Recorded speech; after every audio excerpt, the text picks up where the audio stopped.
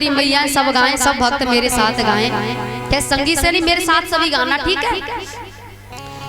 मैया बिनती बारंबार, दुर्गा रखिले लाज हमारी। मैया बिनती बार, दुर्गा रखिले लाज हो, रखिले लाज हमारी। मैया रखिले ओ मैया बिनती बारंबार, दुर्गा रखिले लाज। माँ भक्त तेरे दर आवे, तो पे ध्वजा नारियल चढ़ावे। माँ भक्त ए गूंगियो बेरियो, मैंने इनसे पहले गई, मेरे संग गई हो, लेकिन कोई कोई तो ऐसी है बस मुंह फाड़ के देख रही है। मैं बोले की कह रही हूँ, मेरे संग बोलो गाओ। और वो तो महाभारत हमने देखो तो है ना, सुनो। लेकिन अब जो महाभारत घर घर में रहे हैं ना, सास बहू में, बाप बेटा में, पड़ोसी पड़ोसी में, बाप महाभारत है। बाप महाभारत से जीतवे के लिए मेरे साथ गाओ भाई। वो महाभारत हुआ देखा नहीं, हमने सुना। हाँ तो मेरे साथ हाव से गाओ। मैया बिनती बारंबार, दुर्गा रखिले। माँ भक्त तेरे दर आवे, तो पे ध्वजा नारियल। ओ माँ भक्त आवे, तो पे। अच्छा ऐसे ऐसे कितनी बार करते हैं, यूं यूं मतलब अच्छो गा रही है। नजर ना लग जाए, हाय हाय रे नजर ना, मतलब स्वर सम्मान एक स्वर में गा रही है। जब आता के लिए जोरदार तालियां, मतलब आप ही भलाई आप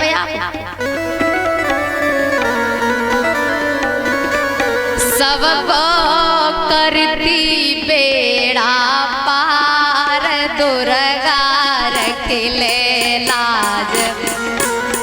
ओ मैया बिनती बारम, दुर्गा रखिले लाज।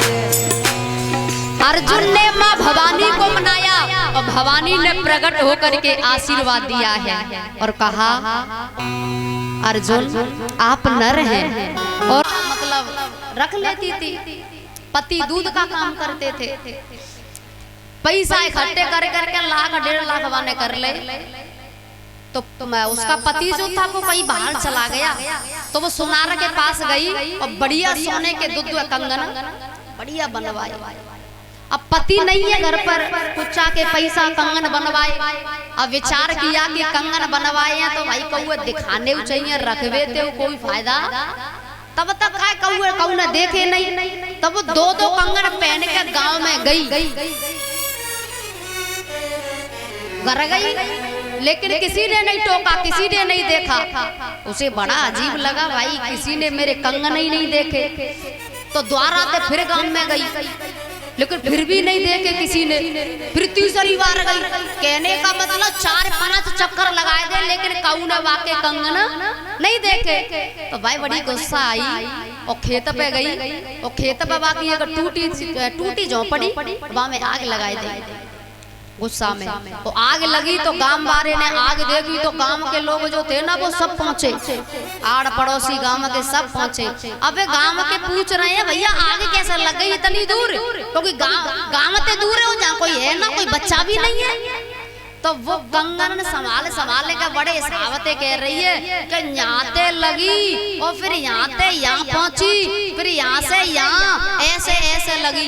एक पड़ोस ने बोली, बहन ऐसे कैसे लग गई? तो वो ऐसे ऐसे बार बार ऐसे, अरे वो यहाँ से लगी, यहाँ से यहाँ ऐसे। तो एक पड़ोसन बोली, अरे बहन रुक, क्या बात है? सोने के कंगन कहाँ से लेके आई? इतने सुंदर, कौन से सुनार पे बनवाए भैया? इतने सुंदर कंगन पहली बार देखे, इतने सुंदर। तो वो बोली, जा बात है, तू पहले ही कह देती तो झोपड़ी में आग नहीं लगानी पड़ती। जा बात है, तू पहले ही कह देती। मैयाओं के कुछ भाव जो है वो अटपटे होते हैं। एक जगह की और बात बताऊं, एक सोने की अंगूठी एक मैया और 5-5 सोने की अंगूठी पहन के और कोई दावत में गई।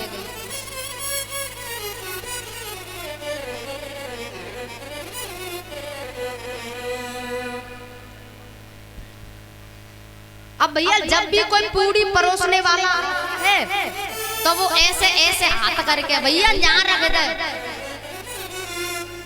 सोने की 5-5 अंगूठी, जब भी कोई आता है भैया यहाँ रख दे, यहाँ। तो एक सामने बैठी बा ने सोची, जो समझ रही सोनो हम नहीं पहन रहा को, और तो कहू के पास है ही ना है।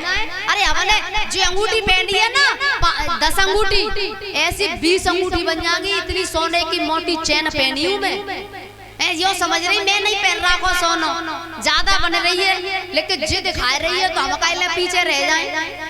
तो उसने क्या किया कि जब भी पूरी परोसने वाला कोई आया और वहाँ उधर जब अंगूठी वाली के पास जाता वो कह देती यहाँ, और जैसे ही चैन वाली के पास वो पहुंचो परोसवे के लिए तो वो मोटी चैन निकाल के ऐसे, भैया यहाँ रख दे। कछु बात है इनकी ऐसी अटपटी है भैया, बड़ी अटपटी है, दिखावे के लिए भैया यहाँ, भैया हम काहे पीछे रह जाए, हम का कम पहने सोनो। लेकिन मैं एक बात कहना चाहूंगी, कथा में सोने की चीज मत पहने गई हो, सुन नहीं हो है बहरी हो, सोने की चीज पहने के मत आइयो। हाँ ठीक है, और तुम्हें ज्यादा तुम्हें शौक हुआ तो नकली वाले पहने और असली वाले पहन के आवे तो हमें दे जाइयो। हाँ मतलब हमेशा के लिए नहीं, आरती के बाद अपन ले जाइयो। अगर कोई वैसे पहन के मत आना, मेरी प्रार्थना है, मैं ये मजाक में नहीं हकीकत में कह रही हूँ, सोने की चीज मत पहन के आना, ठीक है? अगर तुम्हें शौक है तो अपने नकली वाले पहने आना। बोली भक्तवत्सल भगवान की जय हो। तो सुनीति जो है ना भैया वो पतिव्रता है।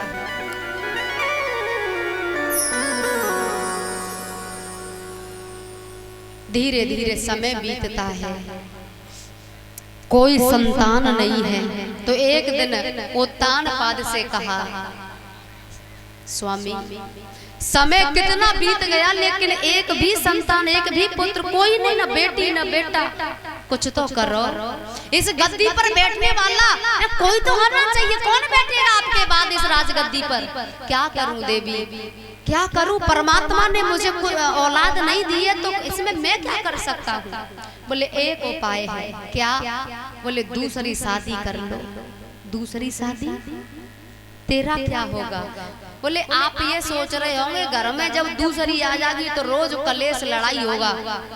नहीं होगा ऐसा।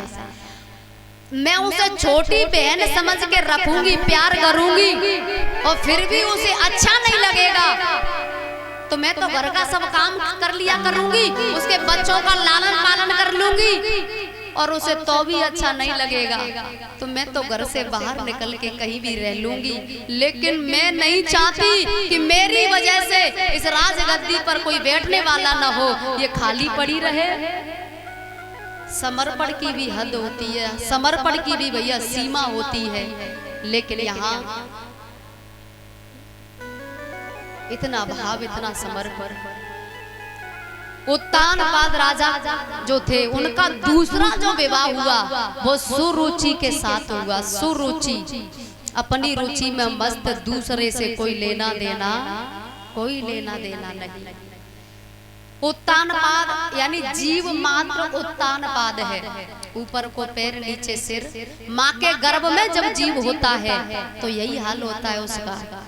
और हर किसी की दो पत्नी है, चाहे वो स्त्री हो चाहे वो पुरुष हो, हर किसी की दो पत्नी है। ये सोच रही होंगी हमारी कौन पत्नी होंगी, हम खुद पत्नी है। तो हर किसी की दो पत्नी है। हमारी बुद्धि दो तरह की है भैया, सद्बुद्धि और कुबुद्धि। एक है मनमानी और एक है बुद्धिमानी। जो बुद्धिमानी है वो सुनीति है और जो मनमानी है वो सुरुचि है। आप सुनीति बनिएगा।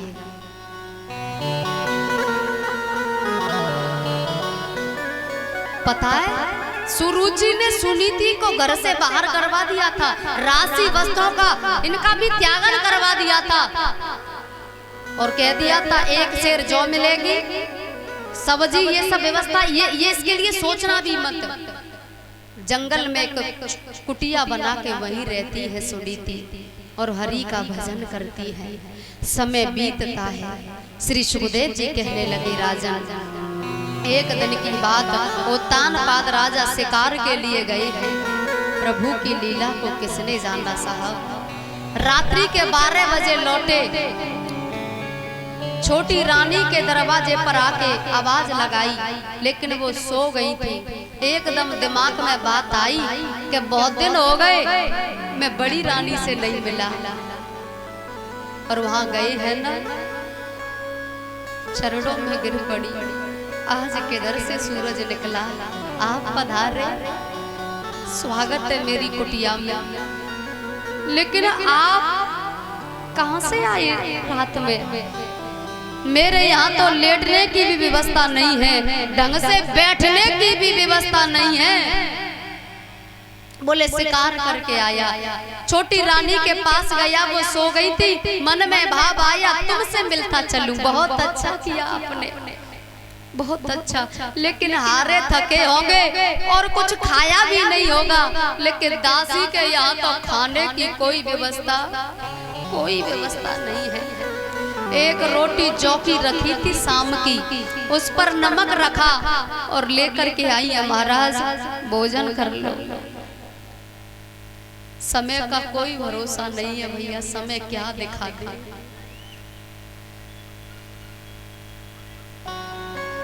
महाराज रो पड़े। कितनी बार तुझसे कहा था, समझाया था, लेकिन तूने एक बात नहीं सुनी। तो सुनीति ने कहा महाराज समय की बात है, पहले करीब थी अब दूरियां भी है। इंसान के नसीब में मजबूरियां भी है। इंसान के नसीब में मजबूरियां भी है। ऐसे ऐसे लोग तुमने भी देखे होंगे, पहले उनकी बड़ी कोठी बन गई और आज वो सड़क पे हैं। और ऐसे भी हैं जिनके पास पहले रहने की व्यवस्था नहीं थी और आज भैया उनकी कोठी बनी है। समय का भरोसा, समय का नहीं पता। सुनीति रोती है, बहुत दिन बाद आपने दर्शन दिया मुझे, मैं धन्य हो गई, मैं धन्य हो गई। आपका दर्शन हो गया ना, बस यही मेरे लिए काफी है। परमात्मा की कृपा। सुनीति गर्भवती हो गई, सुरुचि भी गर्भवती है। लेकिन एक यहाँ तो हजारों दास दासी सेवा में लगे हैं, पेड़ से नीचे नहीं उतरती। और एक जंगल में वहाँ अकेली रहती है, कोई पूछने वाला भी नहीं है कि कुछ खाया कुछ पिया। लेकिन हाँ, उसका पूछने वाला एक ही है और वो है परमात्मा। बाकी दुनिया में, संसार में कोई उसे ये नहीं पूछता कैसी हो, क्योंकि गर्भवती अवस्था में ध्यान रखना पड़ता है। लेकिन उसका कोई नहीं, भगवान का भजन चलता रहता है, परमात्मा का भजन हर पल हर घड़ी हरि को याद करना। मैं एक प्रार्थना करूंगी भैया, जब तक सुख होता है हम भगवान को अच्छा बताते हैं, और जैसे दुख आया ना तो हम भगवान को भी उल्टा सीधा सुना देते हैं। क्या दिया भगवान ने? लेकिन भगवान भी गढ़े, जैसे हम गढ़े को बजा कर देखते हैं कच्चा पक्का, तो भैया भगवान भी दुख देकर देखते हैं कि इस लायक है कि नहीं, मेरे पास आने लायक है कि नहीं। मैं इतना कहना चाहूंगी, अवस्था कैसी भी हो